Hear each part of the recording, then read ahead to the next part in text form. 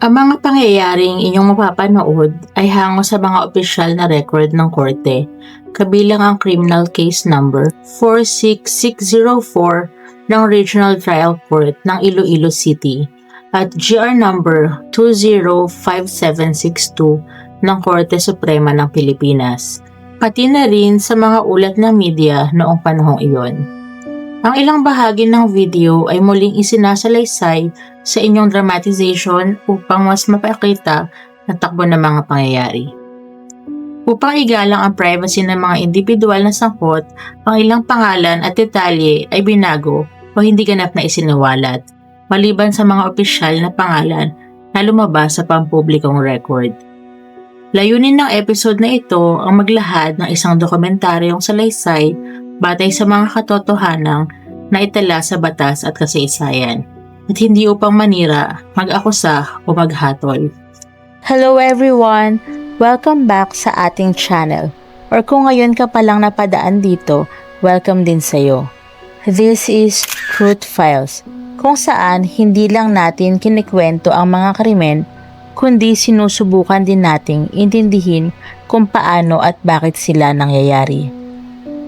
Dito sa Truth Files, we don't just tell stories.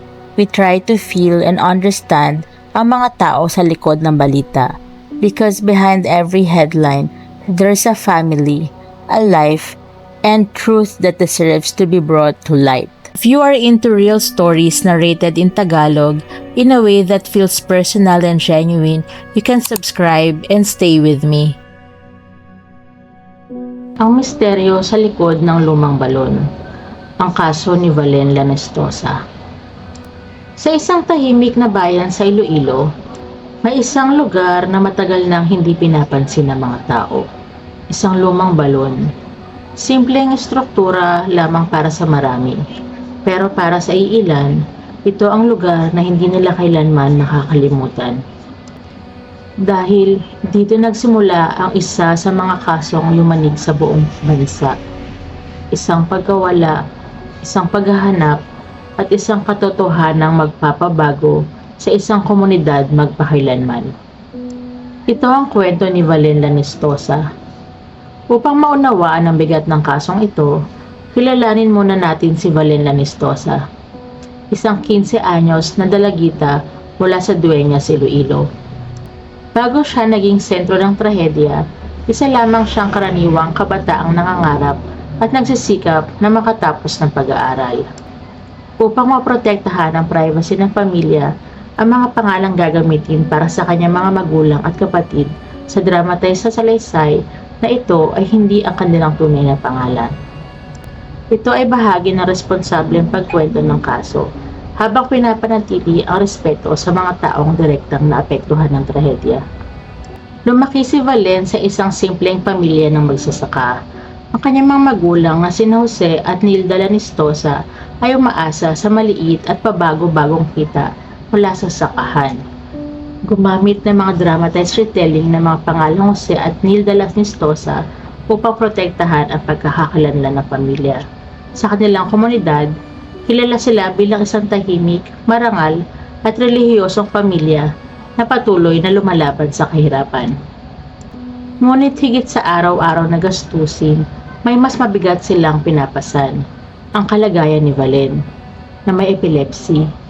Dahil sa limitadong kita, isang malaking sakripisyo para sa pamilya ang tuloy-tuloy na pagbili ng kanyang gamot upang maiwasan ang biglaang pag-atake nito. Dahil sa kanyang kondisyon, naging labis ang pag-iingat ng kanyang mga magulang. Hindi simpleng pag-alala ang nararamdaman nila.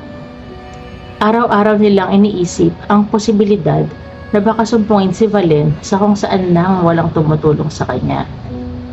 Kaya naman, halos nakasentro lamang ang buhay ng dalagita sa pagitan ng kanilang tahanan at ng paaralan. Kadalasan, alam ng pamilya kung nasaan siya, kung sino ang kanyang kasama, at kung anong oras siya dapat nakauwi. Kasabay ng pag-aaral ni Valen, ang kanyang nakakatandang kapatid na papangalanan nating Mia, na nagsisilbi rin isa sa mga katuwang ni Jose at Nilda sa pagbabantay kay Valen. Noong gabi ng February 24, 1990, abala ang isang pampublikong mataas na paaralan sa Dueñas sa isang mahalagang okasyon, ang Junior-Senior Prom. Isang gabi ng kasiyahan. Ngunit sa likod ng selebrasyon, isang batang babae ang tahimik na umalis ng kanilang tahanan. Tulad ng maraming kabataang nasa kanyang edad, mayroon ding mga simpleng pangarap si Valen, ang makasama ang kanyang mga kaibigan, makilahok sa mga masasayang okasyon, at maranasan ang mga alaalang karaniwang bahagi ng pagiging isang teenager. Sa kabila ng mahigpit na pag-aalaga ng kanyang pamilya, may mga pagkakataong nais din niyang masilayan ang mundong lampas sa kanilang tahanan. Gustong-gusto rin ni Valen na masaksihan ang gabing iyon. Nais niyang makita ang sayawan, ang mga suot ng mga estudyante, at ang masayang pagtitipon na pinag-uusapan ng marami sa kanilang komunidad. Ngunit, alam niyang malabong payagan siya ng kanyang inang si Nilda na lumabas ng gabing iyon dahil sa kanyang kondisyon. Palaging inuuna ng kanyang pamilya, kanyang kaligtasan at kalusugan. Sa mga oras na tahimik na ang kanilang tahanan at mahimbing na ang tulog ng karamihan sa kanilang pamilya, gumawa si Valen ng isang desisyong hindi niya alam na magbabago sa takbo ng kanilang buhay. Dahan-dahan siyang bumangon mula sa kanyang higaan. Maingat niyang iniwasan ang anumang ingay na maaaring makagising sa kanyang mga magulang. Sa ilalim ng dilim ng gabi, tahimik siyang lumabas ng kanilang bahay at nagtungo sa direksyon ng paaralan. Marahil ay may simpleng hangaring masilayan lamang ang prom at makita ang kanyang kapatid at mga kakilala. Para kay Valen, maaaring isa lamang itong ordinaryong paglabas. Isang munting pagsuway na bunga ng pananabik at pag-usisa ng isang kabataan. Ngunit habang papalayo siya sa kanilang tahanan, hindi niya alam na iyon na pala ang huling pagkakataong makikita siyang ligtas ng kanyang pamilya. Ayon sa investigasyon, nais lamang niyang masilayan ng okasyon at makita ang kanyang kapatid. Hindi niya alam na iyon na pala ang huling pagkakataon na makikita siyang buhay ng kanyang pamilya. Pagsapit ng umaga, napalitan ng pangamba ang katahimikan ng tahanan ng mga Lanistosa.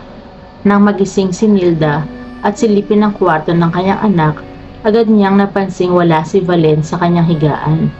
Sa simula, inakala nilang maaaring nasa bahay lamang ito ng isang kamag-anak o kapitbahay.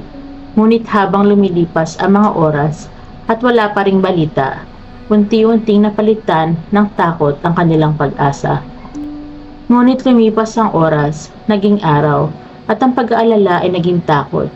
Agad na nabalot ng takot ang kanyang mga magulang dahil sa kondisyon ng anak. Alam nilang ang bawat oras na lumilipas nang wala ang kanyang mga gamot ay banta sa kanyang buhay. Agad na nagsimula ang paghahanap. Sa buong bayan ng Dueñas, nagtatanong ang pamilya, kapitbahay, mga guro at mga opisyal. Ngunit walang nakakita sa kanya. Parang naglaho siya. Sa loob ng magkakasunod na araw, nabalot ng matinding pag-aalala ang buong bayan ng Dueñas. Hindi na lamang pamilya ng Lanistosa ang naghahanap kay Valen. Nakibahagi na rin ang mga barangay official, mga tanod, mga guro, mga mag-aaral, at maging ang mga karaniwang mamamayan ng komunidad. Sama-sama nilang sinuyod ang iba't ibang bahagi ng bayan. Umaasang matagpuan ang dalagitan ng ligtas. Nagsimula ang malawakang paghahanap. 5 araw ang lumipas, 5 araw ng paghahanap, 5 araw ng pag-asa. Tila ba siya ay naglaho na parang bula sa ilalim ng dilim. Hinalughog nila ang mga palayan, mga bakanteng lote, mga gilid ng kalsada, at iba pang lugar na maaaring napuntahan niya. Habang lumilipas ang bawat oras, lalong tumitindi ang pangamba. Wala ni isang bakas na makakapagbigay linaw kung saan napunta si Valen o kung ano ang nangyari sa kanya noong gabing siya ay nawala. Hanggang sa isang araw, sa loob ng bakuran ng paaralan, may natuklasan sila. Sa isang liblib at masukal na sulok ng compound, nakatayo ang isang lumang, sementadong balon. Isang balon na matagal nang hindi ginagamit at natatakpan ng mga ligaw na halaman. Tahimik, madilim, at may mabigat na pakiramdam na tila ba may mali. Ayon sa mga ulat, may kakaibang amoy na nagmumula sa isang liblib at masukal na bahagi ng bakuran. Ang amoy na iyon ang nagtulak sa mga naghahanap upang siyasatin ang isang lumang sementadong balon na matagal nang hindi ginagamit at halos natatakpan na ng mga damo at talahib. Habang sinisilip ng mga naghahanap ang kalaliman ng balon gamit ang mga flashlight, unti-unting nabuo ang isang tanawing walang sino mang naghanda para makakita. Nang dahan-dahang tingnan ng mga otoridad ang loob ng balon, doon na tumigil ang mundo ng pamilya Lanestosa. Sa madilim at malamig na tubig sa ilalim, natagpuan ang walang buhay na katawan ng 15 anyos na si Valen. Nakita ang kanyang katawan sa isang kalunos-lunos na posisyon, baliktad o nakasungaba. Ang dahilan kung bakit binansagan ng komunidad at ng mga media ang insidente bilang ang Balintuwad case. Ang pagkawala na nagsimula bilang paghahanap ay nauwi sa isang trahedya na yumanig sa buong komunidad. Mula sa mga detalye ng pagkakatagpo sa kanyang mga labi, naging popular sa mga ulat at talakayan ng publiko ang katawagang Balintuwad. Sa pangkalahatang gamit ng salita, ang balintuwad ay tumutukoy sa isang posisyong nakabaliktad o nakatiwarik. Ang katawagang ito ay iniugnay sa kaso dahil sa naulat na posisyon ng katawan ni Valen nang ito ay matagpuan sa loob ng makipot na balon. Sa unang tingin ng ilan, pilit na ipinalabas na ang nangyari ay isang malagim na aksidente. Sinabing posibleng sinumpong ng epilepsy si Valen habang naglalakad, nawala ng balanse at nahulog sa bukas na balon. Ngunit, hindi matanggap ng pamilya ang ganitong mababaw na konklusyon. Ramdam ng isang ina na may mas malalim at mas madilim na kwento sa likod ng pagkawala ng kanyang anak. Matapos maihahon ng kanyang labi, isinailalim ito sa forensic examination upang matukoy ang mga pangyayaring humantong sa kanyang pagkamatay. Ang mga resulta ng pagsusuri ay nagbukas ng isang mas malalim at mas mabigat na investigasyon. Ayon sa mga ulat ng mga otoridad at sa mga naging paglilitis sa kaso, lumitaw ang ebidensyang nagsasaad na si Valen ay naging biktima ng matinding pang-aabuso bago siya mamatay. Hindi nagkamali ang kanilang hinala. Nang lumabas ang opisyal na resulta ng autopsy, gumuho ang paniniwala ng buong bayan sa kaligtasan ng kanilang komunidad. Hindi aksidente ang ikinimatay ng dalagita. Ayon sa forensic records, si Valen ay hinalay muna bago ito tuluyang itinapon at nilunod sa loob ng balon. Ang mas masakit na katotohanan, napatunayan sa investigasyon na buhay pa ang biktima nang ihulog ito sa tubig. Ang mga natuklasang ito ay nagdulot ng matinding dalamhati sa kanyang pamilya at higit pang nagpasidhi sa panawagang mabigyan ng hustisya ang nangyari sa kanya. Mula sa puntong iyon, hindi na lamang paghahanap sa isang nawawalang dalagitang usapin. Ang kaso ay naging isang malawakang investigasyon upang matukoy kung sino ang mga responsable at kung paano nagawa ang isa sa mga pinaka-kontrobersyal at pinaka-tinutukang krimen sa kasaysayan ng Pilipinas. Ngunit sa paglipas ng mga araw, ang direksyon ng kaso ay nagbago. Sa halip na estranghero, ang investigasyon ay tumingin sa loob ng komunidad. At kalaunan, lumitaw ang mga pangalan. Ayon sa mga record ng kaso, sila ay sina Rex A. Padilla, Jerry Prudente at Ernie Palomo. Mga individual na konektado sa paaralan. Ang mga sila rin ay mga guro at opisyal mismo ng paaralan. Ang kasong ito ay naging mas mabigat dahil sa tanong na iniwan nito. Paano kung ang mga taong inaasahang magtuturo ng tama ay sangkot sa maling naganap? Para sa pamilya ni Valen Lanestosa, ang pagkawala ng kanilang anak ay hindi nagtapos sa paghahanap. Ito ang simula ng mas mahaba at mas masakit na laban sa loob ng korte. Sila ay mga simpleng magsasaka mula sa Iloilo. Walang yaman, walang impluwensya at walang kapangyarihan sa loob ng sistema kanilang haharapin. Sa kabilang panig, ang mga akusado ay mga guro, mga taong itinuturing na iginagalang sa komunidad at may katayuan sa loob ng paaralan. Sa panahong iyon, maraming nagsabi na mahirap kalabanin ang ganitong uri ng kaso, lalo na kung ang nasa kabilang panig ay may pangalan, propesyon at koneksyon sa lipunan. Ngunit sa kabila ng takot at hirap, itinuloy ng pamilya Lanistosa ang paghahanap ng hustisya. Sa pagliliti sa Regional Trial Court ng Iloilo City, inilatag ng prosekusyon ang kanilang teorya na ang insidente ay naganap sa loob mismo ng school campus noong gabi ng prom. Sa gitna ng ingay, dami ng tao at abalang paligid na maaaring nakapagtago sa mismong krimen. Noong June 28, 1999, matapos ang mahigit 9 na taon, ibinaba ni Judge Tito G. Gustillo ang desisyon sa criminal case number 46604. Ang hatol ay guilty beyond reasonable doubt sa kasong rape with homicide. Ang parusa, death penalty. Ayon sa ulat ng Philippine News Agency, kinwestiyon ng depensa ang hatol. Sa Attorney Maria Rita Basco Sarabia, counsel ni Rex Padilla, ay giniit ang alibay at sinabing may ebidensya umanong hindi nabigyang bigat ng hukuman, kabilang ang larawan ng akusado sa isang social hall sa oras ng insidente.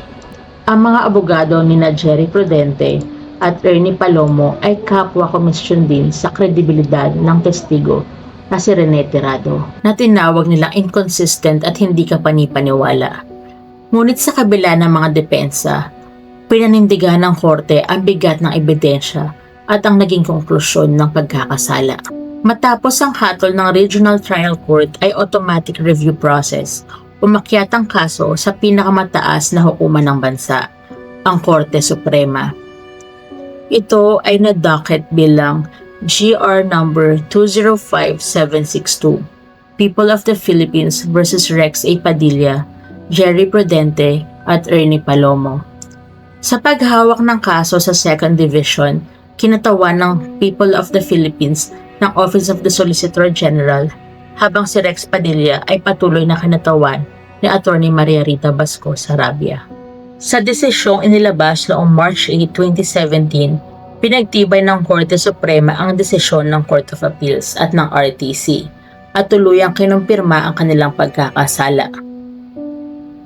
Hatol ng Korte Suprema, guilty beyond reasonable doubt sa kasong rape with homicide. Dahil sa bisa ng Republic Act No. 9346 o ang abolition of death penalty, ang dating parusang kamatayan ay otomatikong pinalitan ng reklusyon perpetua without eligibility for parole. Kasabay nito, inamyendahan din ng Korte Suprema ang mga ibabayad na danyos alinsunod sa jurisprudence. Civil indemnity, 100,000 piso. Moral damages, 100,000 piso. Exemplary damages, 100,000 piso. At temporary damages, 50,000 piso. Lahat ng halagang ito ay may 6% legal interest per annum mula sa pagiging final ng desisyon hanggang sa ganap na mabayaran. Sa ganitong desisyon, tinapos ng Korte Suprema ang halos 2 dekadang legal na laban, isang kasong nagmarka sa kasaysayan ng hustisya sa Pilipinas. Para sa pamilya Lanistosa, ang hatol ng korte ay hindi naging katapusan ng kanilang pagdadalamhati. Sa halip, ito ang naging simula ng habang buhay na alaala ng isang anak na hindi na muling makakauwi. Sa isang maliit na bayan tulad ng Dueñas, Iloilo, ang ganitong uri ng kaso ay hindi basta nawawala sa alaala ng mga tao. Sa paglipas ng panahon, ito ay nagiging bahagi ng kasaysayan ng komunidad. Isang sugat na tahimik, ngunit hindi kailanman tuluyang naghihilom. Habang lumilipas ang mga taon, nanatiling pribado ang maraming personal na detalye ng mga individual na sangkot sa kaso. Ang mga ito ay hindi na aktibong tinatalakay sa mga pampublikong ulat at nananatiling limitado sa mga opisyal na desisyon ng hukuman. Ang mga akusado ay nagdanas ng kanilang mga parusa ayon sa naging hatol ng batas, habang ang kanilang personal na buhay sa loob ng bilangguan ay hindi na bahagi ng mga pampublikong tala. Sa panig naman ng pamilya Lanistosa, matapos ang mahabang laban sa korte, pinili nilang tahimik na mamuhay, malayo sa ingay ng media, radyo at publiko. Pinili nilang maghilom sa katahimikan, bitbit ang alaala ni Valen at ang bigat ng pagkawala na hindi na mapapalitan ng kahit anong hatol. Ang lugar na naging sentro ng kasong ito ay dumaan sa paglipas ng panahon, kasabay ng hangarin ng komunidad na makapagpatuloy at makabangon mula sa isang trahedyang nag-iwan ng malalim na sugat. Sa mga ganitong kaso, karaniwan ang mga institusyon na magsasagawa ng mga hakbang upang maibalik ang tiwala ng publiko at mapalakas ang kaligtasan ng mga mag-aaral. Sa paaralan kung saan naganap ang insidente ay sumailalim sa mga pagbabago sa mga sumunod na taon. Layunin nito na unti-unting alisin ang anino ng nakaraan at magpatuloy bilang isang institusyong pang-edukasyon. Ang lumang balon na naging sentro ng trahedya ay kalaunang isinara, binuhusan ng semento, tinakpan at tuluyang ginawang hindi na magagamit. Isang tahimik na hakbang ng komunidad upang matiyak ang kaligtasan at upang unti-unting may baon sa limot ang takot na iniwan nito. Noong 1997, muling nabuhay sa kamalayan ng publiko ang kaso sa pamamagitan ng Calvento Files the Movie sa ilalim ng Star Cinema. Sa segment na pinamagatang Balintuwad, dramatikong inilahad ang bersyon ng kwento na hango sa mga ulat ng insidente. Sa direksyon ni Laurenti Jogi, si Claudine Barreto ang gumanap bilang Valerie, ang karakter na batay kay Valen, habang si Rio Locsin naman ang gumanap bilang kanyang ina. Para sa maraming manonood, ito ang unang pagkakataon na nakita nila sa telebisyon at pelikula ang bigat ng isang trahedyang naganap sa loob ng isang lugar na inaakalang ligtas, ang paaralan. Ang mga eksenang may kaugnayan sa investigasyon at pagkatuklas sa balon ay tumatak sa isipan ng publiko at naging bahagi ng mas malawak na diskusyon tungkol sa kaligtasan, tiwala at pananagutan sa loob ng mga institusyon. Sa paglipas ng panahon, ang Balintuwad segment ay tinuring na isa sa mga pinaka-iconic na true crime dramatizations ng panahong iyon, hindi lamang dahil sa kwento, kundi dahil sa emosyon at epekto nito sa manonood. Ang kaso ni Valen Lanestosa ay hindi lamang kwento ng pagkawala. Ito ay paalala na ang tiwala ay mahalaga, ngunit dapat may kasamang pag-iingat, na ang proteksyon sa kabataan ay hindi natatapos sa loob ng tahanan o paaralan, kundi isang responsibilidad ng buong lipunan. At higit sa lahat, na ang katotohanan, gaano man ito kaingat na itago, ay may paraan upang muling lumitaw. Sa katahimikan ng lumang balon sa Dueñas, naroon ang alaala ng isang batang minsang umalis ng bahay at hindi na muling nakauwi. Ang kwento ni Valen Lanestosa ay nananatiling paalala ng kahalagahan ng proteksyon, pananagutan at pag-iingat sa ating mga kabataan. Ang mga ganitong kaso ay hindi lamang bahagi ng nakaraan, kundi aral para sa hinaharap. Maraming salamat sa inyong pagsama sa ating paglalakbay sa kasaysayan ng katotohanan ngayong araw. Kung nagustuhan ninyo ang ganitong uri ng malalim, detalyado at ligtas na pagsusuri sa mga totoong kaso sa Pilipinas, huwag kalimutang mag-subscribe sa ating channel. Pindutin ang notification bell at ibahagi ang video na ito sa inyong mga kaibigan. Ibahagi rin sa comment section ng inyong pananaw. Matapos marinig ang buong kwento ng Balintuwad case, ano ang pinakamahalagang aral na sa tingin ninyo ay hindi dapat makalimutan ng susunod na henerasyon? Hanggang sa susunod nating paghahanap sa katotohanan, manatiling ligtas at maging mapagmatsyag. If you made it until the end, thank you for staying. Kung may gusto kang kaso na i-cover natin next time, you can leave it in the comment section. And if this story stayed with you, even quietly, stay with me. Marami pa tayong kwento at katotohanang bubuksan at tatalakayin. Ingat ka palagi. God bless.